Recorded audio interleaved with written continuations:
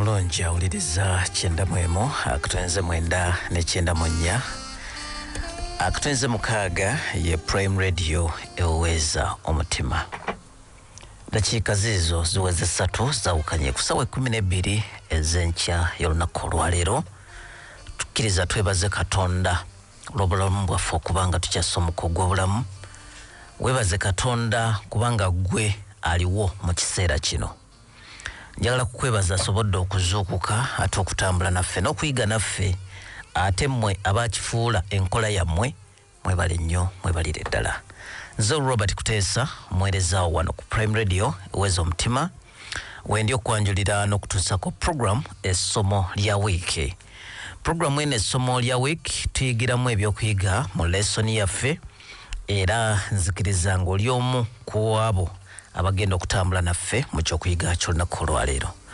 Mundekeera munzikirize ensaasire ku mikwano gyaffe abaviiriddwako ab'eŋŋanda zaabwe ab'emikwano abafiiriddwa bane Mukama abagumye ayongera okubeera wamu nammwe waliwo embeera etamanyirika so nga ate nammwe abatuuse ku birungi mukkirize tujaganye eri Mukama Katonda waffe naye tetwerabira kugenda mu maaso ge kumwebaza olw'ebyo.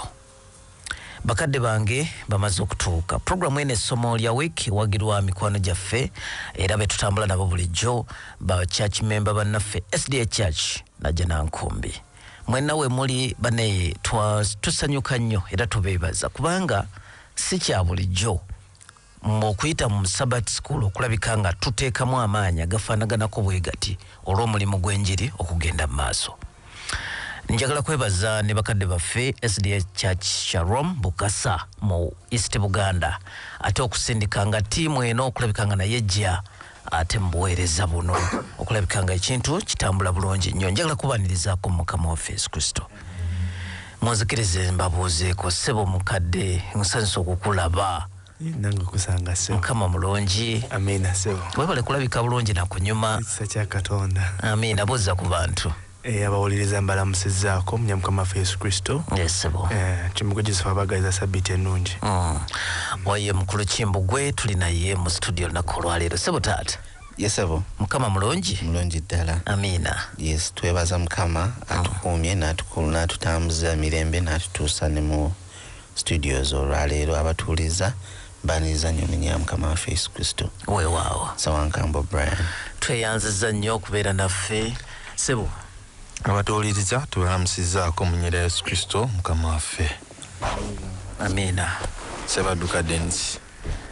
Era ne Ssebaduka tuli naye maama waffe omubwati ku pana eno. Nange mbanirizaako nnyo mu nnyera ya Mukama waffe Yesu Kristo. Weewaawo. Twebaza Katonda olw'obulamu bwatuwa bulijjo era ng'akyabutuwadde. Amiina. Nakimbugwe Hanifa Kabiito. Mukadde Kabiito ndowooza awulira kati. Ssebo. Mukadde nkutumidde taata. Ssebo. Mukama mulungi. Mukadde wange. Faayo nnyo. David Mark. Yes. Nsanzisa okulabako taata. Nze nsinza osanyuka. Mbanirizaako mikwano gyaffe abaagalwa abatuwuliriza era tusaba Mukama omulungi omwagalwa atongera okufaayo ku kigambo kye. Weewaawo. Seera kino sembayo. Mukadde. Ye mukadde waffe Kiwanuka. David Mark. Gwe tuli naye olunaku olwaleero. Okusinziira ku kyokuyiga ky'olunaku olwaleero nsaba otuweereyo okusaba. Okwagalako n'emirembe gyo bya muwendo erifu abaana b'abantu. Olw'ekyo Katonda waffe tuzze mu maaso go nga bwe tuli otwebikkulire oyongere okutuyigiriza ebigambo byo era otunyweze mu kkanisa n'ekibi ekigirimu. Okwagalako n'emirembe gyo oyongere okubeera ku baddu bo n'abazaana bo era abangi balabulwe okuyita mu kigambo kyo. Ffenna tusaanira okuyimira mu maaso go bw'onolabika ku biro eby'eggulu erinnya ligulumizibwe litendezebwe okuyita mu mwoyo omutukuvu n'okwagala ku bwa Yesu Kristo Mukama waffe. Amiina. Tweyanziza nnyo ssebo mukadde waffe David Mark Kiwanuka okuba ng'otutadde mu mikono gya Mukama. Omulungi awuliriza kwota eno yeesooka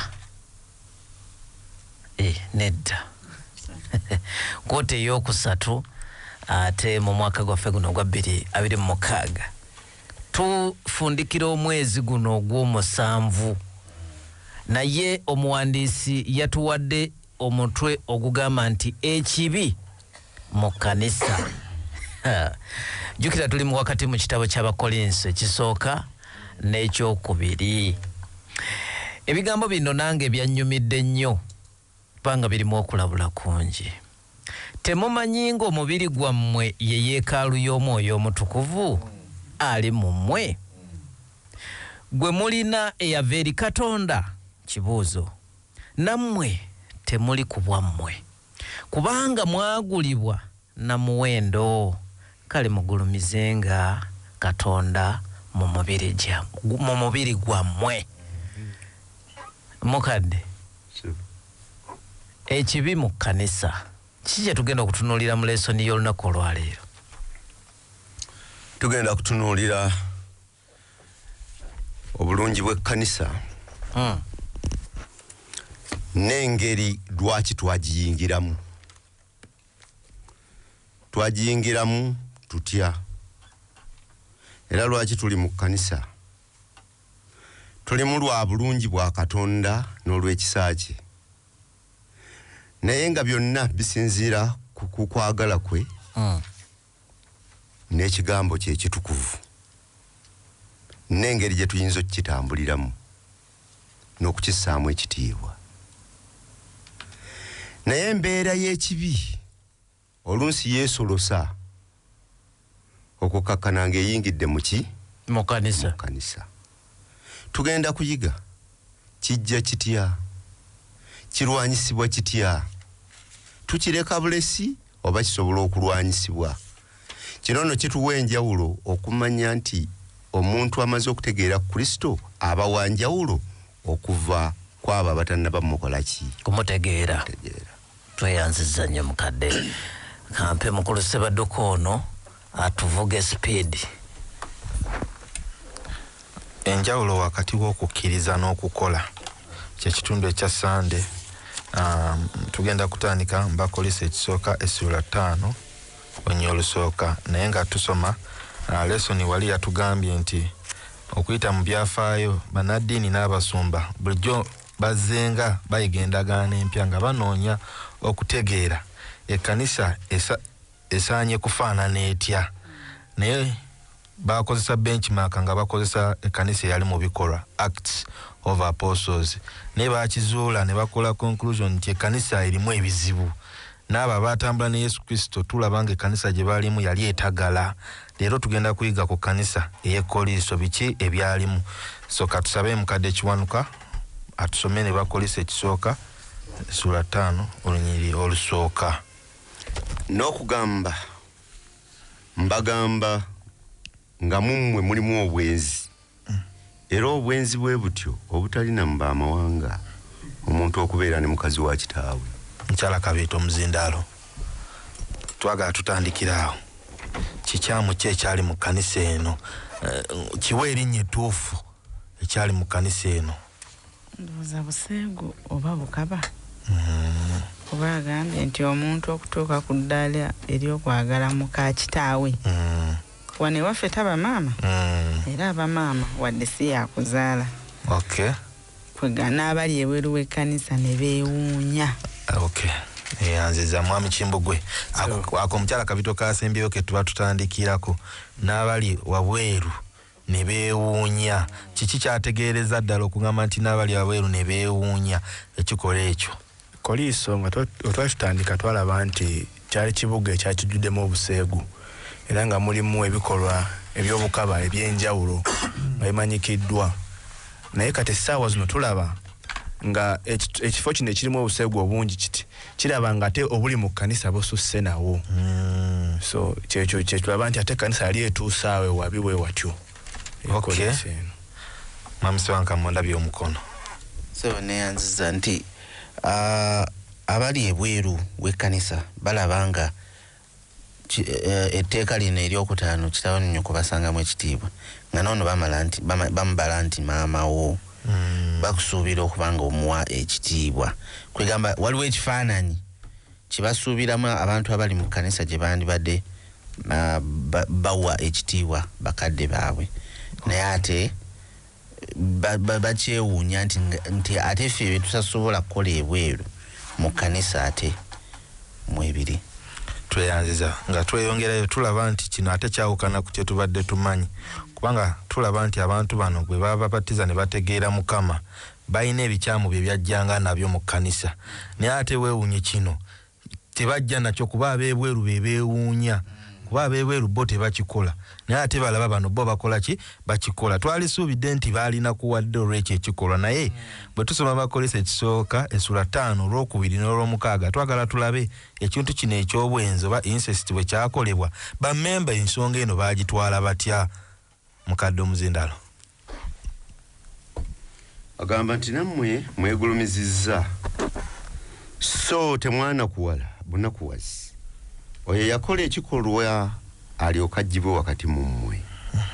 n'olw'omukaaga mukadde okwenyumiriza kwammwe si kulungi tetumanyi temumanyi ng'ekizimbulukusa ekitono kizimbulukusa kijjamu ekizimbulukusa ekyedda mulyoke mubeere ekitolo ekijja nga temuliemu kizimbulukuswa kubanga era n'okuyitako kwaffe kwattibwa ye Kristo. Tweyanza mukadde ntandika naawe fo ky'okunakuwalira ekintu kino ate beegulumiza weegulumiza olowooza lwaki mukadde? Butafaayo ku byawandiikibwa butafaayo ku kumanya Katonda waabwe ne kiba ekyabaleeta. Era abantu bangi bali mu makanisa naye nga tebamanyiiyo nsonga lwaki bagirimu kubanga buli lwe tukkiriza Yesu Kristo tutegeera nti kati tuguddewo olutalo oli wakati waffe n'omulabe. Omulabe byayagala Kristo si byakola ki si byayagala naye kakati olw'okubanga tetukitegedde tusigala nga bwe tukola ki nga bwe tuli okugenda okukakkana ebigenda mu maaso nga tubiraba buki bulabi. Tweyanza mukadde mukyala Kabiito ndi wuwo bakisanyukira busanyukizi beegulumizizza bwegulumiza olw'ebigenda mu maaso. Nze ndowooza omulabe tuzze tumuyigako nti awuluguma anoonya gwanaakola ki gwanaalya era waliwo nawamu we twasoma nti bwe kiba kisoboka ne ku balonde ba Mukama so ndaba nga mulimu gwa mulabe tatudde kyova olaba Bayibuli etulabula nti gwalowooza nti oyimiridde wenyweze kuba ne wuuli asobola okukola ki okusangawo. Okay, mukulu Kimbugwe Joseph. Sebo tulaba nga lesson eno ekwatagana ne ya last saba oba ya wiki ewedde obubondo bwava ku status ez'abantu abamu. Tulaba nga ekintu kino oba ekibi kino ekyogerekeka nti ne mu bali ebweru w'ekkanisa tekisoboka na kubeerayo ate nga mu kkanisa te tukiwagira buwagizi mu njogera ennaku zino oyinza okugamba jju ng'owagira kiwagire nti tuyinza okirowoozaako nti omwami ono bwe yali akikola ono yali agendanga ne mukyala wa taata we osanga y'omu ku baana abasajja balina amannya amanene mu kkanisa balina influence nga wogamba omwami ono okumuggyawo akasolya k'ekkanisa kayinza obutaggwa bulungi ate naye omulimu ogugenda mu maaso egundi ate nga yona abadde asonda essente eziwera so ku lw'ensonga nga tetusobola kumuggya mu kkanisa kumugambako olw'ekibi kyakoze kino. Mwami Sewankamba ekyange nze nakyesigamidde ku Lubaluumi olunyiri lwa 7 kuva ku 18 n'olw'19 ng'era olw'19 lwadde lugamba nti manyi ekyokukola ekituufu eba ekirungi naye ate nesikikola. mbadde njala kivunula naye kantusome nga bwe kiri mu nti I want to do what is good but I don't. I want to do what is right. I don't want to do what is wrong, but I do it anyway. Nti ekyo nze ndaba nga kyekyali kibasumbuwa nti lesson yakiyise the knowing doing gap nti kyemanyi si kyenkola kyesagala kukola ate nesanga kyenkoze eki kyenkola. niyanziza mpozi mpozi mukadde nga tonajja ekisemberayo ddala lesson kyeyatulaze batulaze nti n'enjigiriza ya Pawulo tebagitegeera bulungi yali ayigiriza ku Kristo ey'ekisa ekisa kino olw'okubanga bwekiri twalokolebwa lwa kisa ne bwe tukola ekyo balina enjigiriza lesson gye yayize nti emmere yakolebwa kubeera ya lubuto n'olubuto lwakolebwa kubeera lwa mmere n'omubiri gwakolebwa for sex ne sex yakolebwa ku lwa mubiri nga balaga tekiyina buzibu tuli mu kisa Mukama yakola ki ng'ebintu ebyo Pawulo ekisa kye yabayigiriza nga tebakitegeera bulungi nga babikkiriza bikole ki bigende maaso so balina enjigiriza enkyamu eyo gye baali bayingiza mu kkanisa mukadde badde nomu badde n'akantu katono mu ssuula eno mu lunyiriri luno olw'omukaaga yagambye nti temumanyi nti ekizimbulukusa ekitole ekinene ekitono kizimbulukusa n'ekinene nga kyagezaako okulaga nti embeera eno bweyingira mu kkanisa tekoma kwoyo yekka n'abalala ebakola ki ebayingiramu n'ebasensera ogenda okukakkana ng'ekkanisa efuuse ekitagasa. tweyanziza nnyo era awo wennyini wa mukadde nti okuyigiriza kwa Pawulo wano tekwagenderera ku musajja ono yekka eyali omugwenyufu ennyo wabula okuyigiriza kwe kwagenderera ku kanisa yonna oba abantu bonna bategeere kuba Pawulo yeebuuzanga ekibuuzo kisoboka kitya okwekkiriranya ng'ekkanisa yonna ne mwekkiriranya okuleka omuntu ono okubeera mu mmwe mu ngeri efaanaganako bw'eti kitegeeza nti nammwe waliwo ekikola ki ekibalya munda nga kigenda kibalya mpolampola okumanyiira embeera eno. Njagala kuleetayo ka example katono nnyo sigamba nti kalimuffe naye omuntu engeri gyagenda yekkiriranyamu n'okubanga amanyiira ebisiyaga nga byogerwako mu kusooka kyali kivve essaawa zino okikola ne mu statement ne watabaawo yeekanga engeri efaanaganako bw'etyo ne kati naffe mu kkanisa nze njagala kuggyayo embeera gye tutambuliramu waliwo ebiyinza okujja nga bikolebwa mu butuufu nga okwata ne ku mumwa ab'ebweru bo nga bagamba tekisoboka naye nga kiri wammwe mu kkanisa wakati gye bandisuubidde okuddukira ne beewoonyera ne bateekawo akaboozo nammwe mukola bwe muti akantu ako oyinza okukatwala nga akatono ennyo n'owulira ng'oli offended nga ggwe agwa mu nzikiriza eyo naye kaba kategeeza kinene nnyo bw'abaawo bo kye batunuulira ekitalina kubaawo.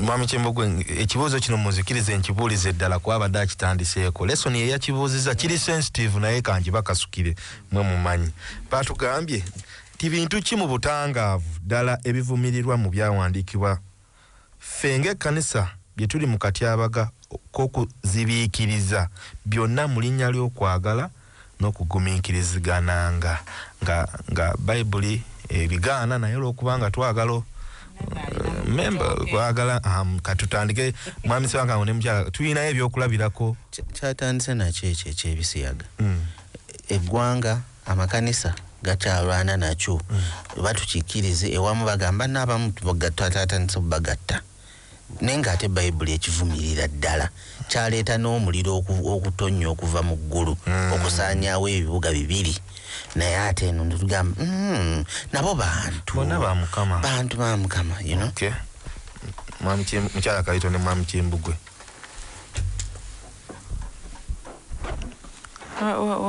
oba nkiyite ki gambolinge Zaala Zaala alina engeri gyasensedde ekkanisa tetukiraba nnyo nga kibi kubanga tayenze tanywedde mwenge naye kirina engeri gyekitamiiza obwongo. Okay. Ansa ndaa mukyalina nnyingi mukadde okusinza ebifaananyi nnyonnyola abantu bangi bali ku Yesu nga bwolaba bwoti olabanga agamba Yesu naye nga Yesu gwayogerako si gwasinza ali mu bifaananyi wanoonya nsimbi atudde eno adde eri alwana ne sabbiiti ne bwetuuka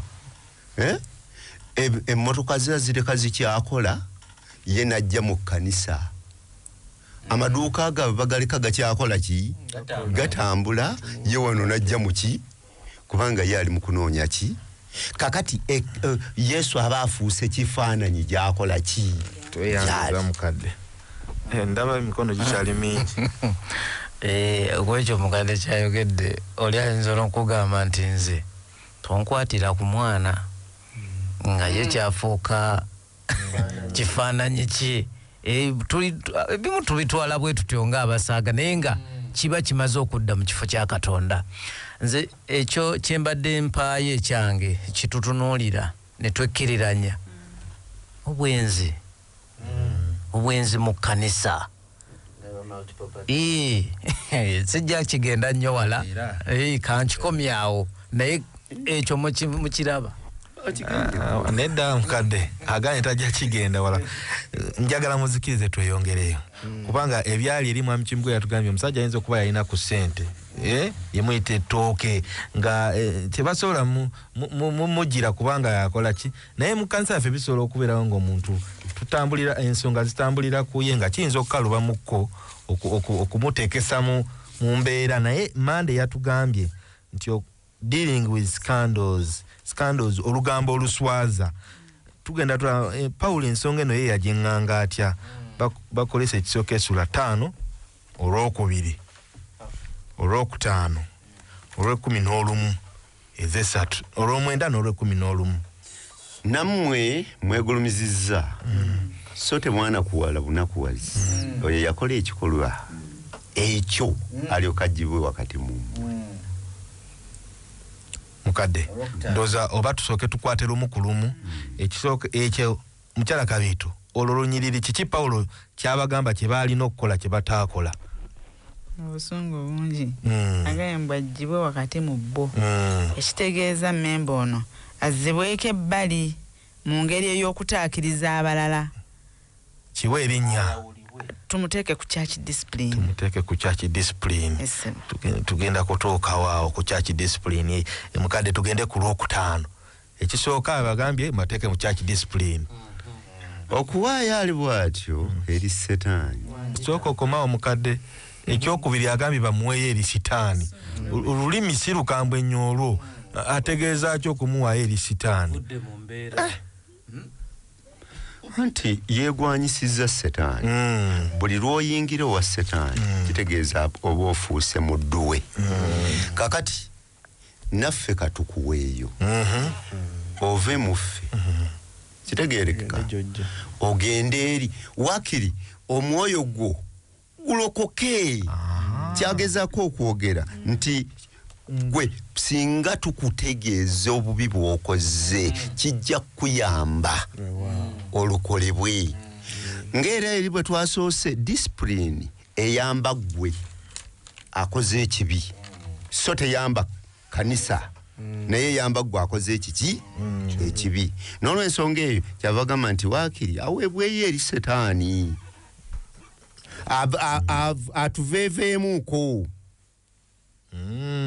mukyala Kabiito ku nsonga eyo lulimi olukambwe olwo okwongereza ku mukadde yayogedde okumuwaayo eri Setaani nti ekibi tukiyita erinnya lyakyo tetuwoomereza olw'okuba Kimbugwe yajja n'ekkutiya y'essente eyafunyisiza akaana olubuto ate nga musajja mufumbo tubeere awo tubikkirize nedda kale era tujja kulaba mukiyita erinnya lyakyo nti Kimbugwe yayenze tweyanza kuba lesoni yatugambye is deliberately disobeying God muleka akungula ebibala by'okusalawo kwe kyekyo kye bayita okumuweeri ki naye tujja kutuuka byonna Pawulo method zatugamba ayina target gy'aluubirira gye tujja osembyawo naye olala agambye olw'omwenda n'olw'ekumi mukadde olw'omwenda yagambye nti nabawandiikira mu bbaluwa yange obutegattanga n'abenzi so si kwewalira ddala abenzi ab'omu nsi muno oba abeegombi n'abanyazi oba abasinza ebifaananyi kubanga bwe kiba kityo kyandibagwanidde okuva mu nsi 11 mukadde nalo lutugattireko naye kankano mbawandiikira obutegattanga naye omuntu yenna ayitibwa ow'oluganda bw'abanga mwenzi oba mwegombi oba asinza ebifaananyi oba muvumi oba mutamiivu oba munyazi ali bw'atyo n'okulya temulyanga naye. Kimbugwe Joseph abagambye tebeegatta na muntu oyo eyakikola n'okutula tebatula n'okulya tebalya naye alinga isn't it a call to avoid sinners. Lesson yashinyodde ne chita sponge effect oba nkyogedde bulungi tulinga bifaliso ekituli okumpi kye tusikane tutwala munda so Paulo agezaako tutufula cautious eri abantu bano kubanga ffe ng'abantu kyangu nnyo koppa nze Kimbugwe kyangu nnyo gamba olaba mukadde gundi yakikola nzani ate bali batusingako ne kuki ne kubitibwa abadde ne mukanisa okusinga nze so nange nso kikola ne mala ne nkomawo n'enkola nti so Paulo kyagezaako okwogera essaawa zino agezaako tuziyiza kubeera n'abantu bano koppa bintu byabwe ate ne mu kiseera wawandikira ebbaluwa eno omuntu gwe walyanga naye emmere mwali mugabananga characters ebirowoozo n'embeera so nga ekifaananyi kino akyetamu mu ngeri y'abantu b'ebweru bagamba olaba balya naye oyo muntu abba oyo muntu yeebaka ne mukyala wa kitaawe kitegeeza nabo bona bakola batya bali bwe batyo kino ekintu kyali bakitakola kutya okulemesa n'omulimu gw'enjiri okugenda mu maaso tosobola kuŋŋamba nti olya ogabana values n'omuntu ayebaka ne mukyala wa kitaawe ate n'oŋŋamba nti ogenda kumbulira enjiri. Mu bufunze nga atukubiriza twewali okwekkiriranya mu ngeri yonna ekibi kiyitibwe okuva waggulu gye tuvudde ekibi kiyitibwe erinnya lyakyo kitegeezebwe omuntu ayawulibwe ate ayambibwe twewala okwekkiriranya. Mukadde gw'ogenda okumaliriza na kano kagambye byonna bikolebwa omwoyo gwe gulokolebwe oba gulokoke byonna bimukolebwa okumuteeka ku church discipline nga goolo yakulokola mwoyo ogwo tutandikirawo gwabadde oyogera ku discipline entuufu erina kubeera etya church discipline. Bwe tumala okutegeera ensobi tuli ba Luganda kisooka owooluganda ateeka okumanya mugande we bw'atambula mu mbeera zino bwe tutegeera muganda waffe nti nno avudde ku musingi tumuyamba.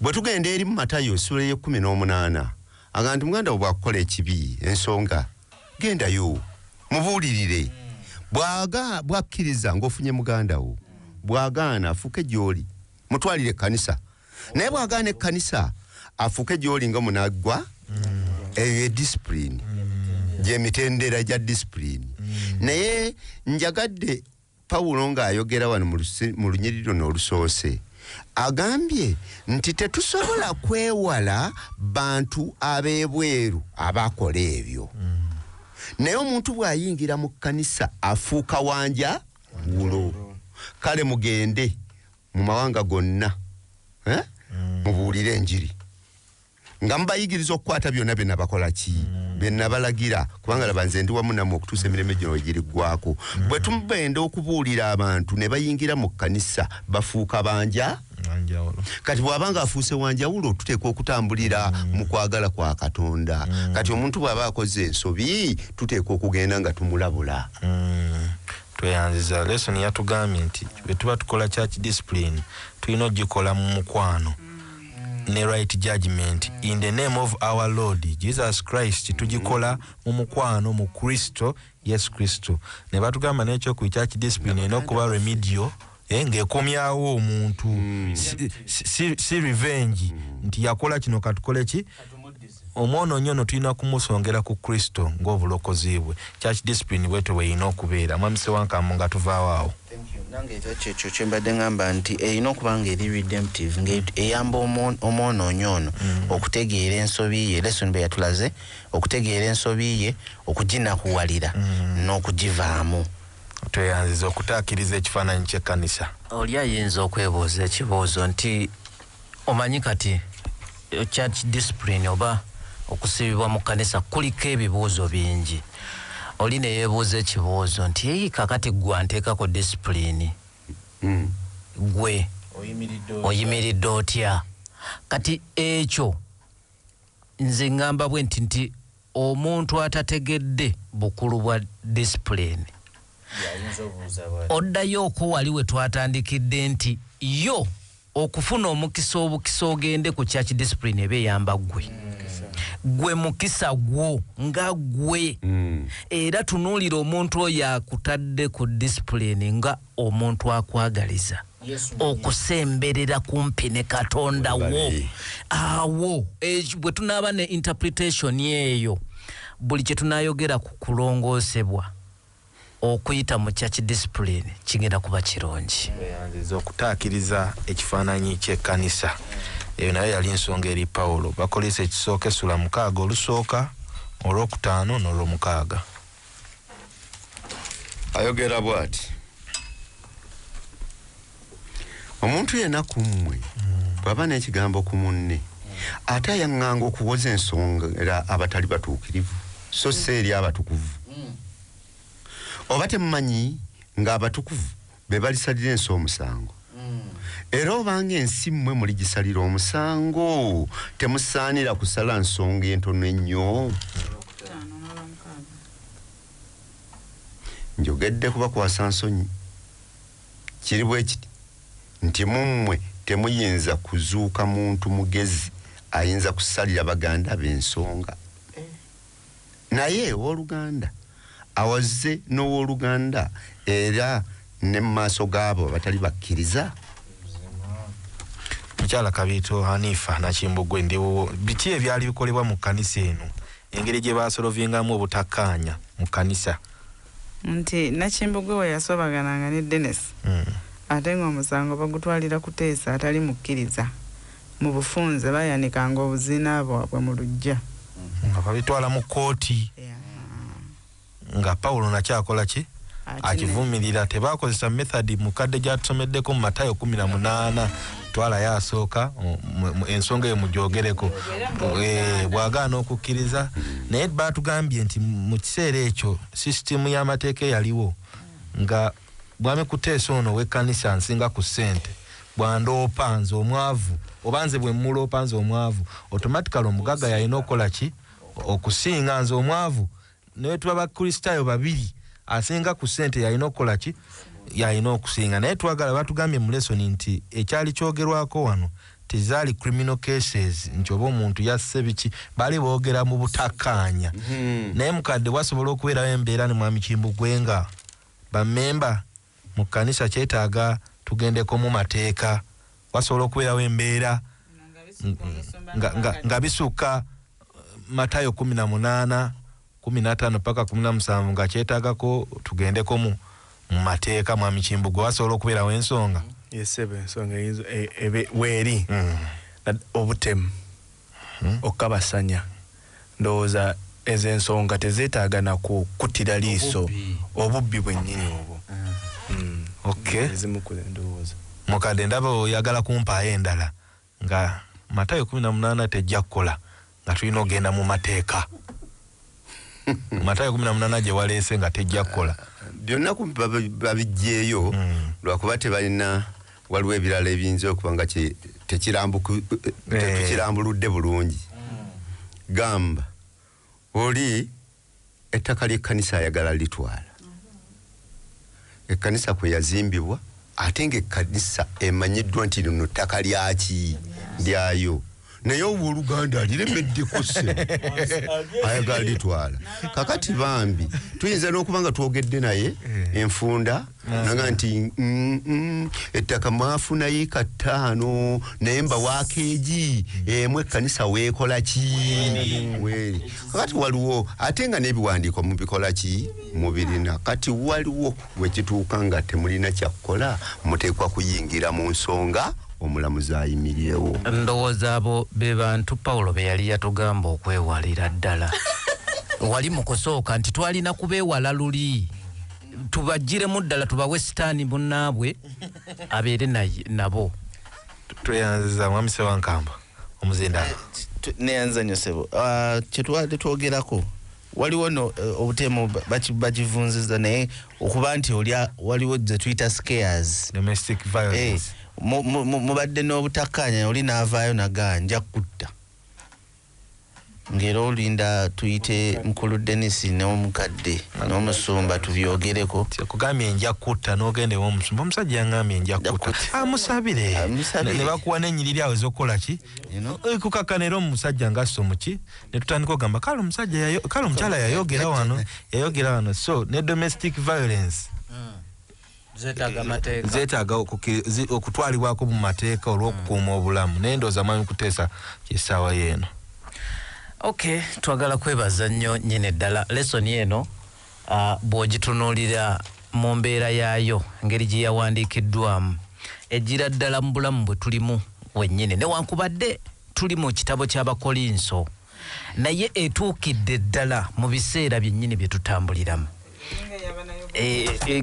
Eno lesoni ya munnayuganda yennyini naye kyonna kyekiri njagala kugulawo masimu tube nga twongera okuwuliziganyako nze naawe gwe bwe wabadde oyiga oba bw'obadde oyiga kaakati kyakuyiga kigwe ky'ofunyeemu tugabanireko wamu ffenna kubanga tuyigira wamu. 0392224880 oba 0794251340 leera bwe tuba tugera mu maaso osobola okukoonako ku ndaga eddagala erivumula obwenzi osobola oddikoonako bw'obanga wayizeeyo osobola okugendako obufumbo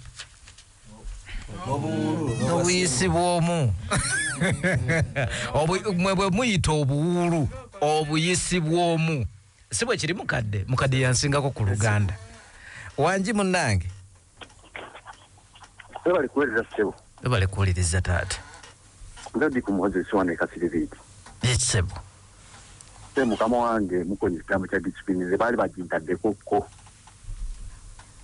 Ne bakuteeka ku discipline amaze watona olabya drango oli bweru wabannu.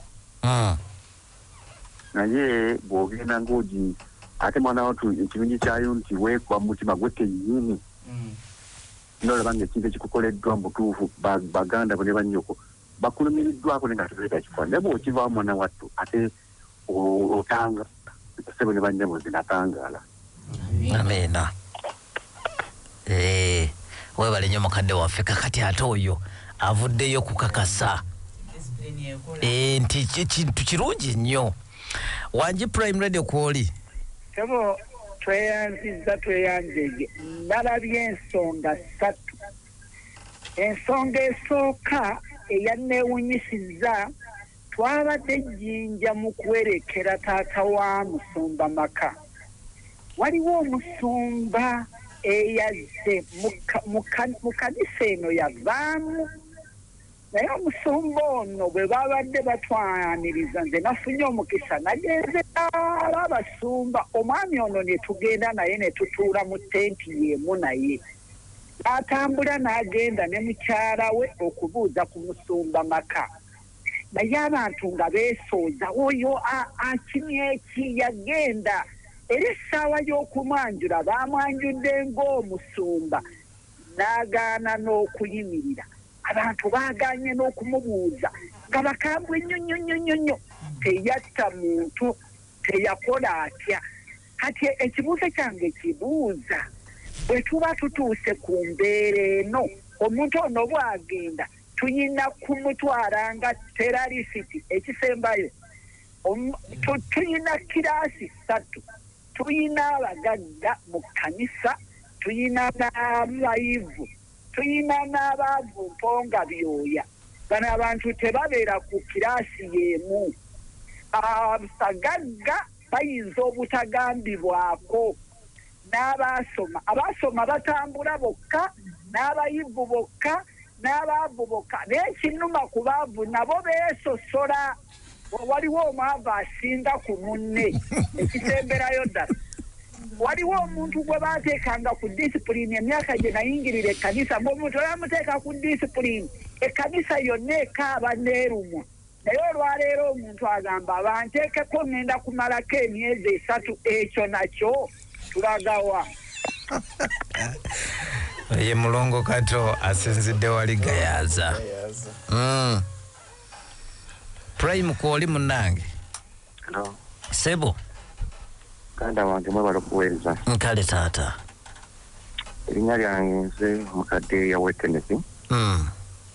Nga mu disitulikiti ya Gayaza mu kanisa Church Board y'e Nagamba. Ese mu bufunze taata. Mu bufunze nsaba Katonda nsaasire nemo okuba omu ku abo Paulo geko nti singa mwamuggyako ng'obudde bukyali. Era nsaba Katonda nsaasire disipulini nemenga okugigendako ekisemberayo ddala nsaba Mukama atusaasire bituyiga mu lesson tubiteeke mu nkola bangi tutwogerako bwogezi naye netabiteeka mu nkola nze mukadde we Kenneth okuveganze mu Church Board y'e Nagamba sabbiiti ennungi. Webale nnyo webalire ddala akadde ndaba katambula naye njagala kusoma eno message onagambye good morning brethren, church discipline is a problem. Members do not want to give evidence, instead they prefer to keep it as olugambo. Temukola research nze nkalesaawo usinkalesaawo awo kankuweeyo omuntu omu yekka wangi munange Mane mwebala okuweereza. Kale taata Ono gassa kimuli ebukuya mu bufunze taata naye kambabulire ekintu kimpakulu.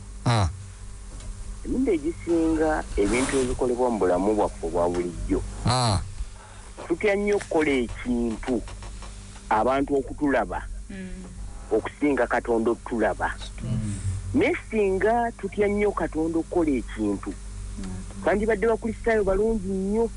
Ekintu ekisinga okuwulikika omuntu akoze ekintu abantu kye bawulira ekyo kiwaawaala nnyo kuba akantu obubbi n'obulyazaamaanyi kalimu ffe ffennyini.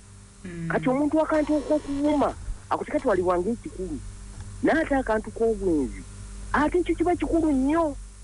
Naye ekikulu kyendabye tutye nnyo Katonda okusinga okutya abantu. Tujja kubeera bakristaayo abalungi. Mukama yagomba. Tweyanziza nnyo Augusta Kimuli asinzidde Bukuya mu mbeera bwe tubaninnyalako mawo gye muli. Tulabike nga tukikwasaganya Paulo embeera gye yayogereramu ebintu bino era n'enkola ya mukadde gye yagambye nti oluganda bwakusobya oba bwakukolako ekikyamu yenda muyite nga bano tumaze okubeewala batuvuddemu mu booluganda sisitimu ekola bwe kiri naye nga tukyali nabo oba nga ffeffe tukyalimu kikyakaluba sebo nkomyewo. Eddagala erivumula obwenzi antidote bagituwadde mukyala Kabito twagala wabaddeyo ekibuuza saakiwulidde ekibuuza bulungi. Mulongo Kata agambye nti memba bw'atyo tumulabanga mutujju naye nze njagala kumuddamu nti Matayo atuwadde amagezi. Matayo 18 15 paka 17. Kati outside that for Oluganda tulina kumusabira. Yes. Katonda yakole mu ye. Kubanga nyinza okuteekebwa ku church discipline ne munga nti ngenda kumalako emyezi 6. Emyezi 6 ne gikyuka nga mwete munalaba outward appearance naye nga ate Mukama akola munze. Amina. Yes. Tweyanziza. Yes, omuzindaalo. Sebo, tulina we twayiga nga tuyiga okukula, growing in a relationship with Christ.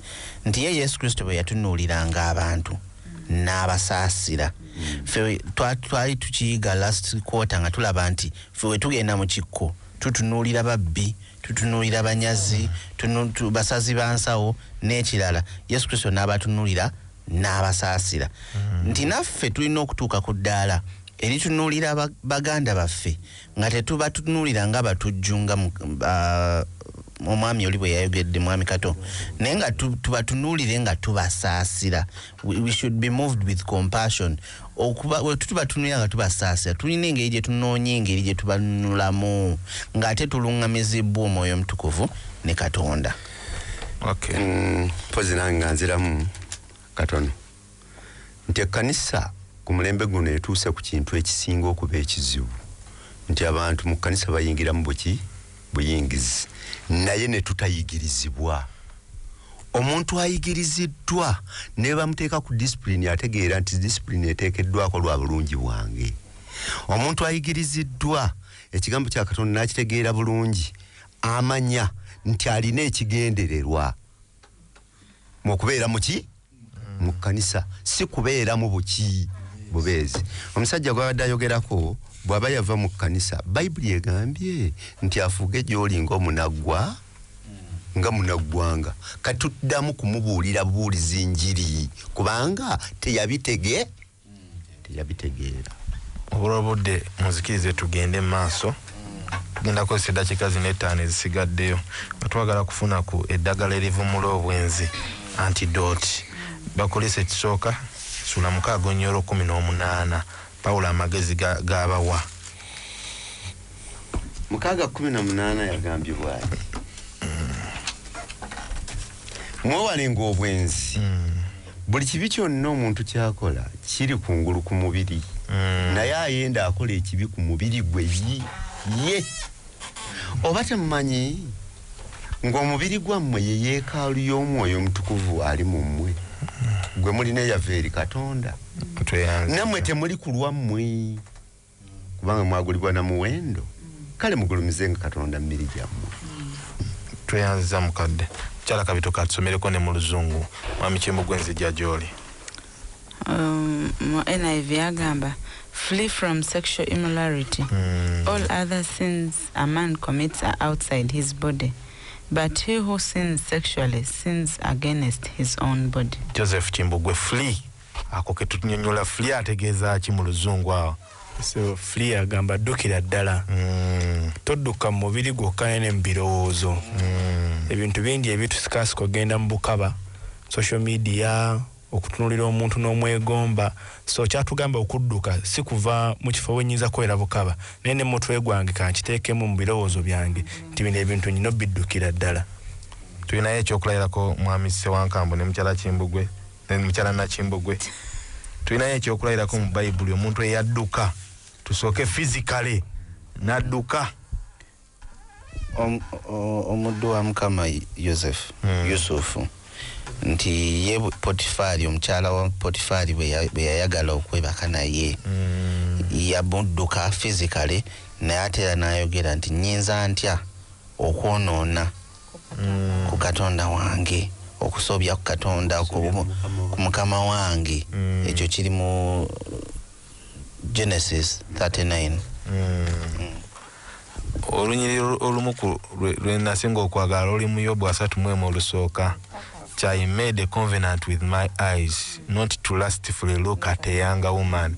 Nti Yobu endagaano tagikola nga alabye bulabi mukazi yajja agikola buli kaseera nga yejjukiza so nga mwami Kimbugwe bw'atugambye free kwe kudduka running novaawo physically ne mu bwongo. Kati mu bwongo onyinza okuba nscrolling essimu yange ka video bwe kati wakafaanayo katone kajja okudduka kitegeeza oba essimu njijjako oba onvaawo direct oba n'obwongo ne mbugirawo ddala.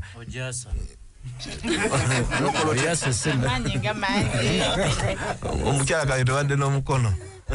Mbadde nyongera ku elaborating ku Kimbugwe kyatugambye nti bwenziruka physically nenvaawo n'ebigero okufaananako nga Yusufu n'ebirowoozo bino kabidduke nti ekinsuula mu nsobe nami kabiyito bwe kinaamutuukako kinaaba kitya bamemba obwana bwange bwe mba ninako omukisa ninako ekifo mu kkanisa oba ndi mu dinkoni kinaalabika kitya ku kyalo bazadde bange n'ebirowoozo kabiddukire ddala. Mukwano gwange Sebadduka anaawulira atya kitegedde mukadde Kiwanuka Sebo Yesu bwe yali ayogera ku siteeka ery'obwenzi agamba nti mwawulira toyendanga naye omuntu bw'atunulira omukazi okumwegomba ng'amaze okumwendako ekitegeeza nti tudduka tutya obwenzi ono Pawulo ng'agezaako okukyogera nti mu buli ngeri yonna Yesu Kristo yateekwa okubeera entabiro y'obulamu bwo so awo kitegeeza nti oddusa engeri nnyingi ate olwo Pawulo bwe yali ayogera ku bwenzi sina bwokka n'ebintu ebirala nti Yesu bw'abanga yentabiro y'obulamu bwo tojja kulowooza kubba tojja kulowooza kukumpanya munno tojja kulowooza nti ensimbi kyekisinga Yesu yateekwa okubeera omutwe ogwa bulamu bwo bwonna kino ekibuzo kyaffenna mukyala Kabiito ngenda tandika naawe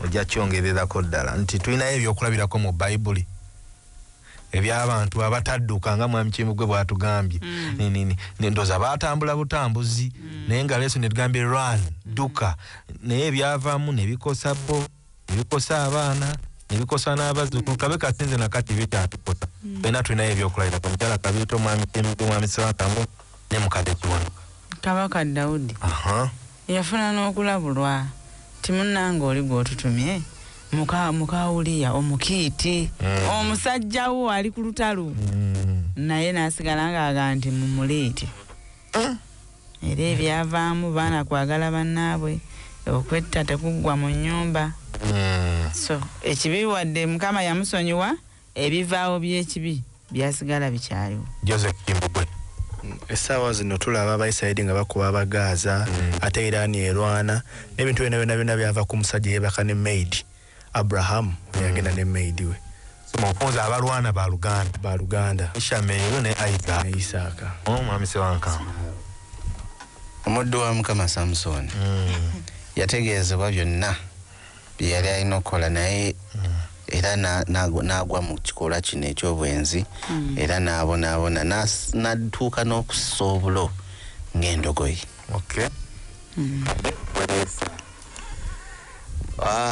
ono tayogerwako nnyo naye ye Yuda